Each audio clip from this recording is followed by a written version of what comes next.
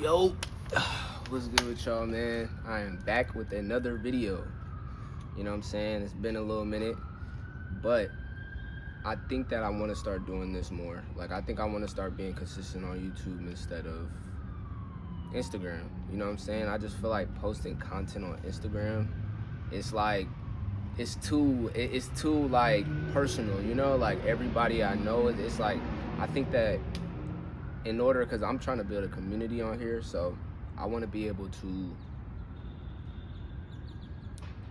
build a community. I feel like I could build a better community on YouTube than Instagram. Like, Instagram, for me personally, I feel like it's too gimmicky. Like, you gotta do too much, like, anyway. So my goal this year is to be a lot more consistent on YouTube, right? That's my goal. So I'm gonna try to be on here as much as I can, as much as possible. I'm gonna try to be consistent and post at least like 3 videos a week. You feel me? Like, there's no excuse. There's no reason why I can't do it. Obviously, I'm gonna make way more entertaining videos than this. I just wanna, today what I'm gonna speak about is whether or not you should do the on-sole events, right? Or like these big streetwear events, the unfazed exhibit, right? So y'all seen me in my last couple videos. Y'all got to see the behind the scenes of the unfazed exhibit, and I just came back from the on-sole event.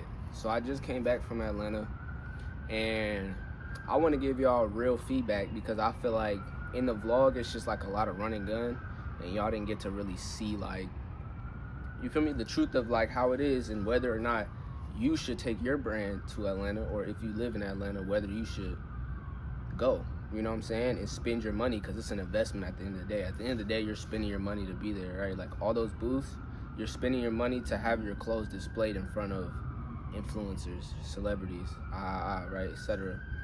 So I'm gonna give y'all the cold hard truth, right? Because I feel like it's about whether or not you should go to these streetwear events to promote your brand, right? The unfazed exhibit, the on-sole, the OTS, right? The OTS Atlanta, I forgot what it was called, but these big events where you can have your brand to display your clothes, where you pay to display your clothes in front of celebrities, influencers, things like that, like whether or not you should do it. First, I'm gonna let you know what you're getting yourself into, right? So for the unfazed exhibit, these places hit me up, right? So this is if they hit you up or if you apply, right? But oh no, you know what? I applied for the unfazed exhibit. I applied for the unfazed exhibit Duke Dennis in Atlanta, and I live in LA. You feel me? So it's a little different of whether or not you should do it. But I'm gonna let you know the expenses. So unfazed exhibit for a small booth, they charge you about $650. For a big booth, they're gonna charge you about $1,000, right? So you can do this in payments though. Like the way they told me, they were like, all right, just pay half down to secure your booth, and then the second half when it gets closer, right? Because I'm like 3 months ahead when they called me. Like, he hit my phone. So the way it worked was they DM'd me, right? They were like, we love your brand, we want to get you a booth set up, this and that. I'm like, okay, bet. Like, I was kind of, you feel me? I was like, all right, bet. So then they called me. He called me randomly, like, yo, what's good, bro?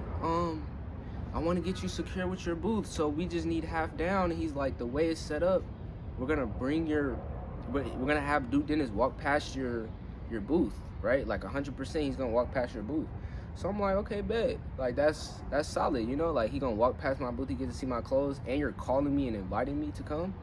I'm like, bet, you know what I'm saying? It felt good for me because I've worked hard on building my brand, and like, to get the recognition is amazing. So I paid the half down, right? So I paid about $325 down to secure my booth, and then a couple months later they hit me up and they asked for the second payment. I sent the second payment. So in total, I got a half booth, $650. You still have to buy chairs, you still have to buy the table, you still have to buy the racks, and you still have to provide the clothes, right? So the clothes is probably the most important and most expensive part, right? So I would say in total, I spent about, I had to pay for my flight there and back.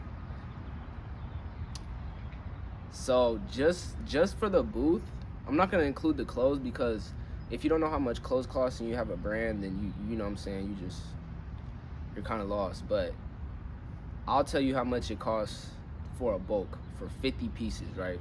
If you want to get 50 pieces and you're going on Alibaba or account like that, they're gonna charge you around 25 to 100 to 3 bands for 50 pieces.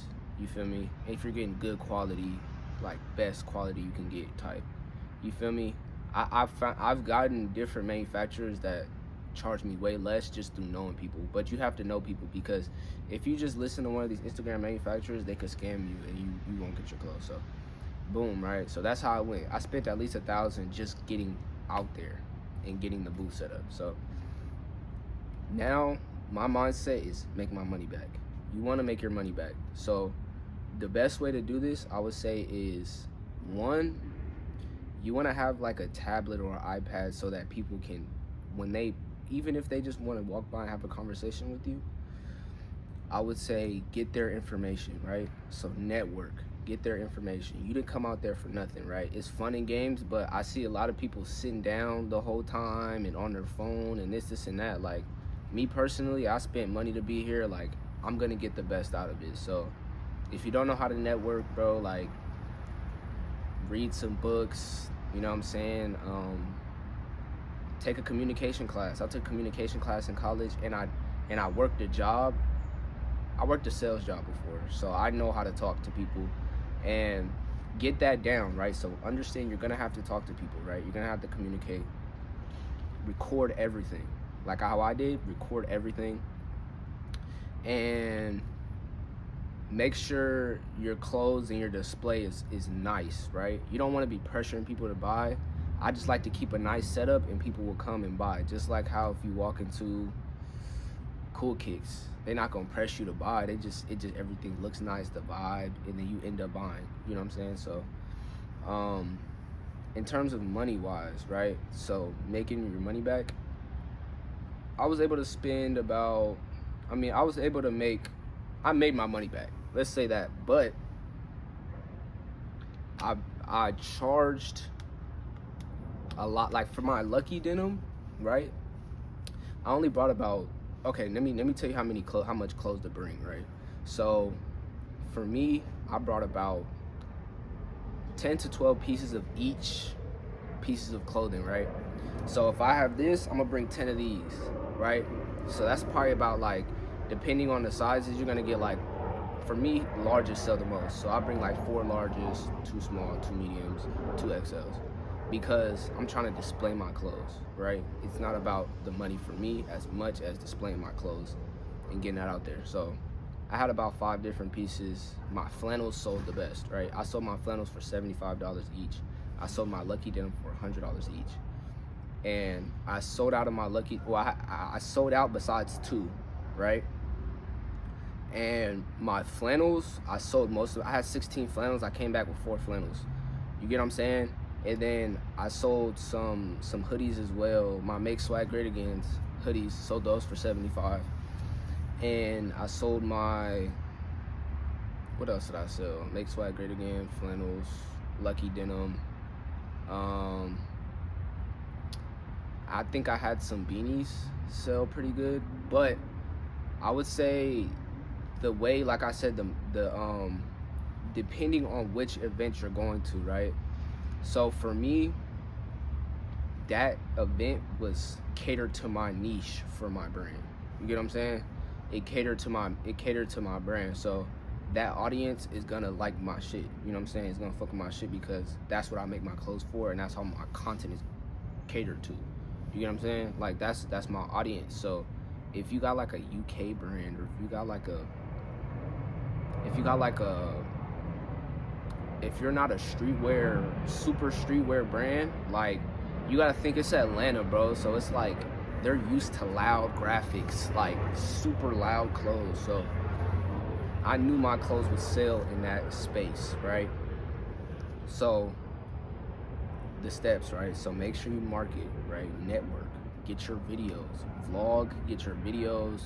When these influencers walk past, bro, have a conversation and give them something.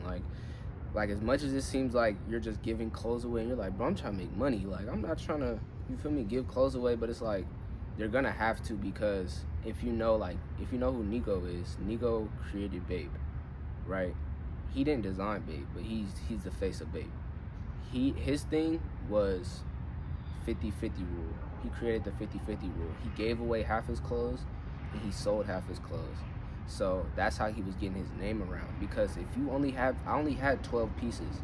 It's not like I'm coming in here like, I could have been smarter and maybe had throwaway pieces that I could just give everybody, like, just to get your brand around. You want word of mouth to happen.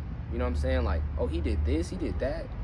So I'm not saying clickbait, I'm not saying like clout chase, but do things that are memorable. Do things that catch keep people's attention. I'm a damn star, you know that.